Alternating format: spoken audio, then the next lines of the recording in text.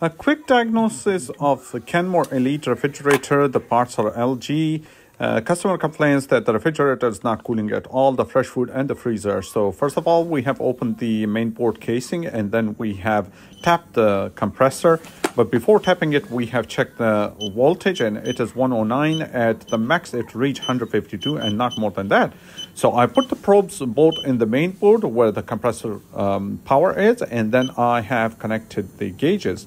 The pressure is high up because there's restriction in the unit and the compressor is not pumping. So you can see from the multimeter that it's the voltage going up. I unplug the unit and plug it back in to see in the first 30 seconds if it crossed 200 voltage, but it reaches 155 and it does not go more than that. I check the pressure and it reaches 40 to 50 psi, and the pressure should be between 10 to 15. That's how I noticed that the compressor is bad and we need a new compressor. I installed the new compressor and everything works perfectly fine.